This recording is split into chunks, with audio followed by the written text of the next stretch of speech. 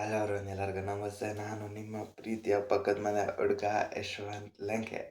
This my second log. Seriously first log ತುಂಬ ಜನ ಅಂದರೆ ನನಗೆ 37 ಜನ ತುಂಬ ತುಂಬ ದೊಡ್ಡದು. ಆ್ಯಕ್ಚುಲಿ ಯಾಕೆ ಅಂತ ಅಂದರೆ ನಾನು ಯಾರಿಗೂ ಕೂಡ ಹೇಳಿಲ್ಲ ಸೀರಿಯಸ್ಲಿ ಈ ಥರ ವಿಡಿಯೋ ಮಾಡ್ತಿದ್ದೀನಿ. ಹಾಗಾಗಿ 37 ಜನ ನೋಡಿದ್ರೆ ತುಂಬ ತುಂಬ ತುಂಬ ಧನ್ಯವಾದಗಳು. Thank you so much. ಒಬ್ಬರು ಸಬ್ಸ್ಕ್ರೈಬ್ ಮಾಡಿದ್ದೀರಾ, ಅವ್ರಿಗೂ ಕೂಡ ಡಬಲ್ ಥ್ಯಾಂಕ್ ಯು ಸೀರಿಯಸ್ಲಿ. ಏನು ಗುರು ಇವನು 37 ಜನ ವ್ಯೂಸ್ಗೆ ಅದರಲ್ಲೇನು ವ್ಯೂಸೇ ಅಲ್ಲ ಅಂದ್ಕೋಬೋದು. ಬಟ್ ಅದು ನನಗೆ ತುಂಬ ದೊಡ್ಡದು. ಯಾಕೆ ಅಂತ ಅಂದರೆ ನಾನು ಯಾರಿಗೂ ಕೂಡ ಹೇಳ್ಕೊಂಡಿಲ್ಲ, ಮತ್ತೊಮ್ಮೆ ಹೇಳ್ತಿದ್ದೀನಿ. ಹಾಗಾಗಿ 37 ಜನ ನೋಡಿದ್ದೀರಾ, seriously thank you so much. ಇವತ್ತೇನಪ್ಪ ವಿಶೇಷ ಅಂತ ಅಂದರೆ ಬಾ ಗುರು ಪೈನಾಪಲ್ ತವಾ ಫ್ರೈ ಮಾಡೋಣ. ಹಾಗಾಗಿ ಅದೇ ವಿಶೇಷ. ಆಲ್ರೆಡಿ ಪೈನಾಪಲ್ನ ಕಟ್ ಮಾಡ್ಕೊಂಡಿದ್ದೀನಿ. ಫಸ್ಟ್ ಟೈಮ್ ಮಾಡ್ತಾ ಇರೋದು ನಾನು, ಹಂಗಾಗಿ ಅರ್ಧ ಮಾತ್ರ ಟ್ರೈ ಮಾಡ್ತಿದ್ದೀನಿ. ಓಕೆನಾ? ಡೀಲ್. ಆ್ಯಕ್ಚುಲಿ ಕಟ್ ಮಾಡ್ಕೋಬೇಕು ಕ್ಲೀನಲ್ಲಿ.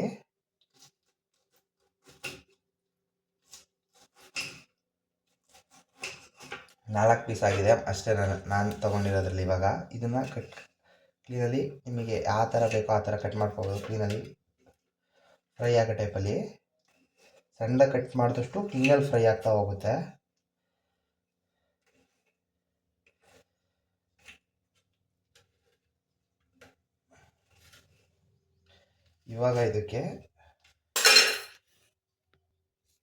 ಇವಾಗ ಇದಕ್ಕೆ ಉಪ್ಪು ಖಾರ ಹಾಕ್ಕೊತಾ ಇದ್ದೀನಿ.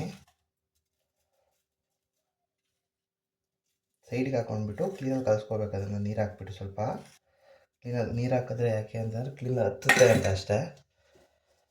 ಸ್ವಲ್ಪ ಜೀರಿಗೆ ಪುಡಿ, ಸ್ವಲ್ಪ ನಿಂಬೆಹಣ್ಣಿನ ರಸ, ನೀರು ಹಾಕ್ಕೊಂಡು ಕಲಿಸ್ಕೋಬೇಕು. ಕ್ಲೀನಲ್ಲಿ ಇವಾಗ ಕಲಿಸ್ಕೊಂಡಿದ್ದೀನಿ ಎಲ್ಲದನ್ನೂ ಕೂಡ. ಒಂದು 5 ನಿಮಿಷ ಇದನ್ನು ಫ್ರಿಡ್ಜ್ಗೆ ಇಟ್ಬಿಟ್ಟು ಮ್ಯಾರಿನೇಟ್ ಮಾಡೋಣ. ಮ್ಯಾರಿನೇಟ್ ಆಗಿ ಎಲ್ಲದೂ ಕೂಡ ಸರಿಯಾಗಿ ಈಗ ಇನ್ನೇನು ಆಲ್ರೆಡಿ ಹೊಚ್ಚಿದ್ದೀನಿ, ಹಾಕ್ತಾಯಿದ್ದೀನಿ ಒಂದೊಂದೇ. ಏನು ಗೊತ್ತಾ, ಆ್ಯಕ್ಚುಲಿ ನಿಮ್ಮೊಂದು ಒಂದು ಇನ್ಸಿಡೆಂಟ್ ಶೇರ್ ಮಾಡಬೇಕು ಅಂದ್ಕೊಂಡಿದ್ದೀನಿ ಸೀರಿಯಸ್ಲಿ. ಯಾರಿಗೂ ಕೂಡ ಯಾವತ್ತೂ ಕೂಡ ಕೆಟ್ಟದ್ದು ಬಯಸಬಾರ್ದು.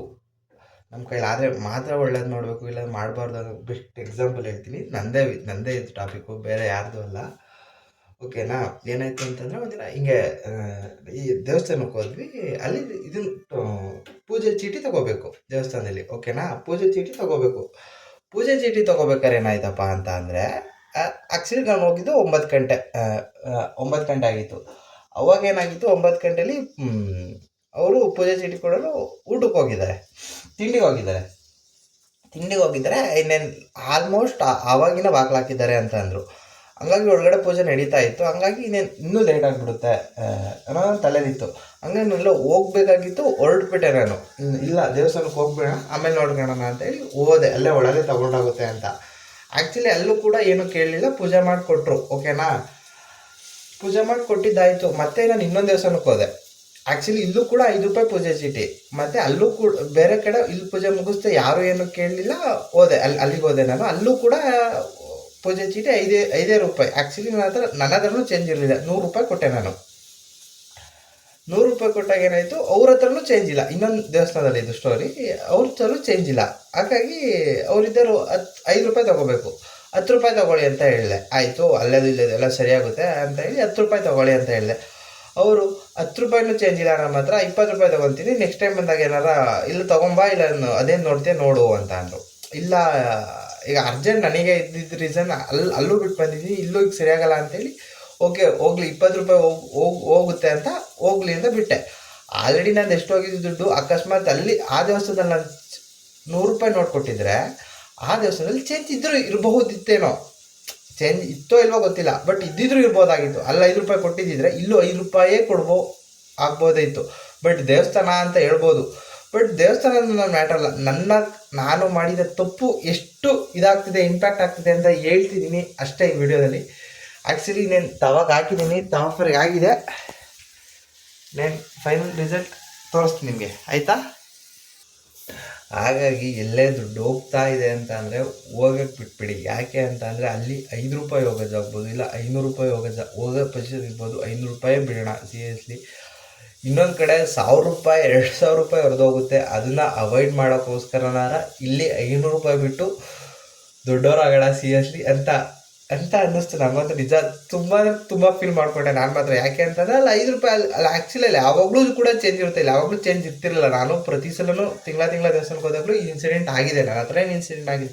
ಬಟ್ ಅವ್ರು ಏನೋ ಒಂದು ಮಾಡ್ಕೊಡೋರು ಚೇಂಜ್. ಬಟ್ ಈ ಸಲ ಮಾತ್ರ ಅಲ್ಲಿ ಕೊಟ್ಟಿಲ್ಲೋ ಅವ್ರಿಗೆ ಗೊತ್ತು, ದೇವ್ರಿಗೆ ಗೊತ್ತು, ಗೊತ್ತಾಗಲಿಲ್ಲ. ಬಟ್ ಹೋಗಿದ್ದು ಮಾತ್ರ ನಂದೇ. ಹಂಗಾಗಿ ಯಾರಿಗೇ ಆದರೂ ಕೂಡ ಒಳ್ಳೇದು ಮಾಡೋದಿದ್ರೆ ಮಾತ್ರ ಒಳ್ಳೇದು ಮಾಡಿ, ಇಲ್ಲ ಕೆಟ್ಟದ್ದು ಮಾತ್ರ ಯಾವತ್ತೂ ಮಾಡೋಕ್ಕೆ ಹೋಗ್ಬೇಡಿ.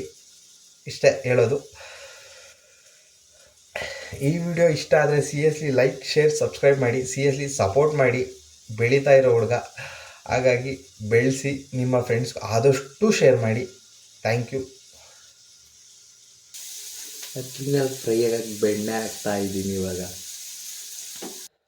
ಫೈನಲಿ ಪೈನಾಪಲ್ ತವಾ ಫ್ರೈ ರೆಡಿ ಇದೆ. ಆದರೆ ಮಾತ್ರ ಮಸ್ತಾಗಿ ಬಂದಿದೆ. ಸೀರಿಯಸ್ಲಿ ನೀವು ಒಂದ್ಸಲ ಟ್ರೈ ಮಾಡಿ. ಮನೇಲಿ ಫ್ರೀ ಆಗಿದ್ದಾಗ ಪೈನಾಪಲ್ ಯಾವಾಗಲೂ ತರ್ತಾ ಇರ್ತೀರ, ಹಾಗಾಗಿ ಒಂದ್ಸಲ ಟ್ರೈ ಮಾಡಿ. ಸೀರಿಯಸ್ಲಿ ಸಖತ್ತಾಗಿರುತ್ತೆ. ಘಾಟ್ ಮಾತ್ರ ಸಖತ್ತಾಗಿ ಬರ್ತಿದೆ. ಮತ್ತು ಫ್ಲೇವರು, ಬೆಣ್ಣೆ ಫ್ಲೇವರು ಮಾತ್ರ ಸೈಕಾಗಿ ಬರ್ತಿದೆ. Seriously thank you so much. ಎಲ್ಲರೂ ಕೂಡ ಫುಲ್ ವಿಡಿಯೋ ನೋಡಿ. ಸೀರಿಯಸ್ಲಿ ಯಾರೂ ಕೂಡ ಸ್ಕಿಪ್ ಮಾಡಬೇಡಿ, ಅರ್ಧ ನೋಡಬೇಡಿ. Thank you so much. ಮತ್ತು ಯಾರ್ಯಾರಿಗೆ ಎಷ್ಟು ಜನಕ್ಕೆ ವಿಡಿಯೋ ತಲುಪುತ್ತೋ ಅಷ್ಟು ಜನನೂ ಕೂಡ ಶೇರ್, ಸಬ್ಸ್ಕ್ರೈಬ್, ನಿಮ್ಮ ಫ್ರೆಂಡ್ಸ್ಗೆ ಶೇರ್ ಮಾಡಿ ಅಂತ ಹೇಳ್ತಾ ಈ ವಿಡಿಯೋನ ಇಲ್ಲಿಗೆ ಎಂಡ್ ಮಾಡೋಣ. ಸಿಗುವ ನೆಕ್ಸ್ಟ್ ವಿಡಿಯೋದಲ್ಲಿ. Have a good day. Be happy, be safe, be healthy. ಸಿಗುವ ನೆಕ್ಸ್ಟ್ ವಿಡಿಯೋದಲ್ಲಿ.